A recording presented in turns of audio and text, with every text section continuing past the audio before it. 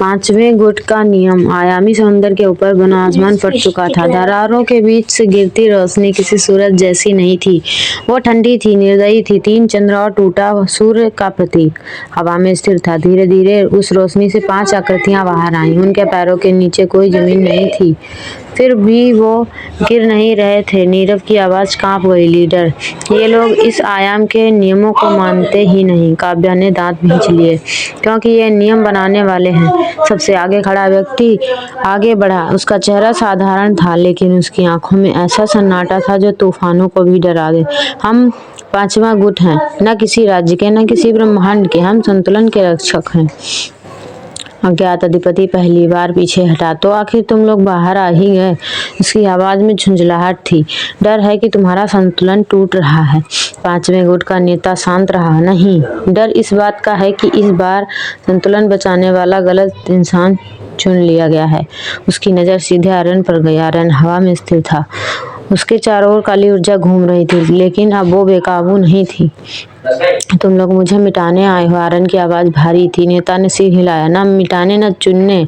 दिव्य चक्र संघ का लीडर बीच में बोल पड़ा। अगर ये लड़का इतना जरूरी है तो इसे हमें सौंप दो। उसकी बात पूरी भी नहीं हुई थी कि वो जमीन पर चिपक गया। उसकी सांस रुक गई। नेता ने बिना देखे कहा, बीच में बोलने वालों को हम पसंद नहीं करते। काव्या ने तलवार कस कर पकड़ी।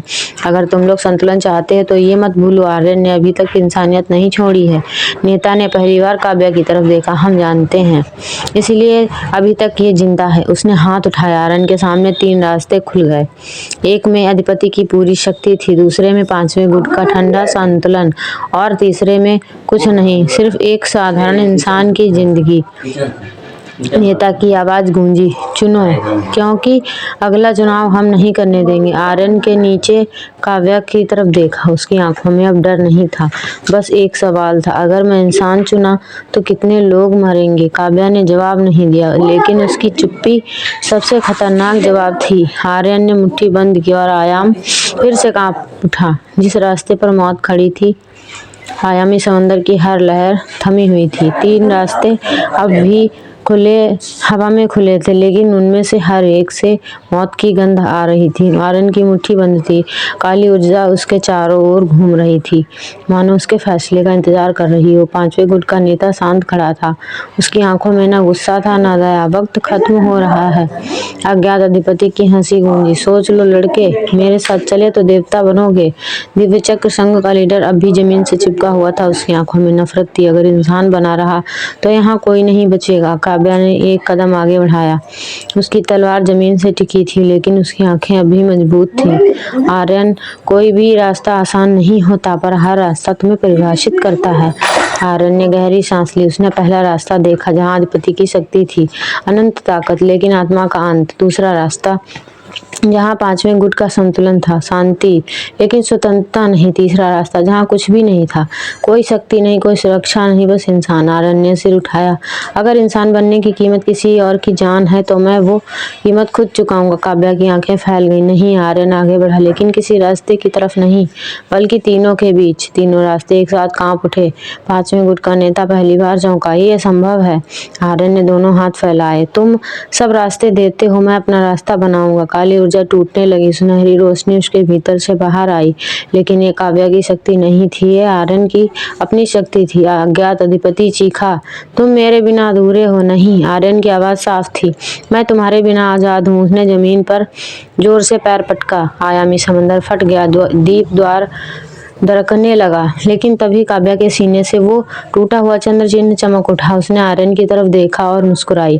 अब समझ आया मैं क्यों वापस आई थी। अगले ही पल काव्या ने तलवार छोड़ी और आगे बढ़ गई। काव्या, आर्यन चीखा, लेकिन देर हो चुकी थी। काव्या पांचवें गुट और अधिपति के बीच खड़ी थी। उसका शरीर रोशनी में बदलने लगा। अगर संतुलन को कीमत चाहिए तो वो मैं हूँ। पूरा आयाम चिल्ला उठा, और पहली बार आर्यन ने मौत को अपनी आंखों के सामने खड़ा देखा। बलिदान के बाद की चीख। पूरा आयाम सफेद रोशनी में डूब चुका था। आयामी समंदर, द्वीप, आकाश, सब कुछ जैसे थम गया हो। आर्यन की आंखें खुली थी, लेकिन वो कुछ देख नहीं पा रहा था। काव्या, उसकी आवाज सुनी थी, टूटी हुई। जहाँ कुछ पल पहले काव्या खड़ी थी, वहां अब सिर्फ हवा में तैरते सुनहरे कण थे। 5वें गुट का नेता धीरे से बोला, संतुलन स्थापित हो चुका है। आर्यन की सांसें तेज हो गई हैं। उसने चारों तरफ देखा, वो कहाँ है? उसे वापस लाओ। अज्ञात अधिपति अब आधा पारदर्शी हो चुका था, उसकी शक्ति छिन रही थी। तुमने गलत चुना लड़के, वो कराहते हुए बोला। अगर तुमने मुझे चुना होता। आर्यन की आवाज पहली बार ठंडी थी। उसने हाथ उठाया। अधिपति की चेतना चीखते हुए आयाम की दरारों में खिंच गई। सब खत्म हो गया। दिव्य चक्र संघ के योद्धा जमीन पर बेसुध पड़े थे, उनकी शक्तियां बुझ चुकी थीं। नीरव और वीर धीरे धीरे आर्यन के पास आए। भैया, वीर की आंखों से आंसू बह रहे थे। लीडर, वो। आर्यन ने कुछ नहीं कहा। उसकी नजर अब भी हवा में तैरते उन कणों पर थी। 5वें गुट का नेता आगे बढ़ा। काव्या पूरी तरह समाप्त नहीं हुई है। आर्यन ने झटके से सिर उठाया। क्या मतलब? नेता ने आसमान की ओर इशारा करते हुए कहा। 3 चंद्रों में से एक अब हल्का सुनहरा हो चुका था। वो संतुलन का हिस्सा बन गई है। जब तक आयाम रहेंगे, उसका अस्तित्व रहेगा। आर्यन की मुट्ठी कांप गई। और मैं? नेता ने सीधा जवाब दिया, तुम अब बंधे नहीं हो, ना अधिपति से, ना गुटों से। उसने एक पल रुककर कहा, लेकिन अब जहां भी संतुलन टूटेगा, तुम्हें पुकारा जाएगा। आर्यन ने आसमान की तरफ देखा। उसकी आंखों में दर्द था, लेकिन अब डर नहीं। अगर यही कीमत उसकी थी तो मैं हर आयाम में जाऊंगा। आयामी समंदर धीरे धीरे गायब होने लगा। दुनिया वापस आकार ले रही थी, लेकिन जाते जाते हवा में एक जानी पहचानी आवाज गूंजी, आर्यन। वो जम गया। कमजोर मत पड़ना। आर्यन की आंखों से आंसू बह निकले, लेकिन इस बार उसने सिर झुकाया नहीं। वादा करता हूँ। और उसी पल 3 चंद्रों के बीच एक नई रेखा उभरी, एक नए युद्ध का संकेत।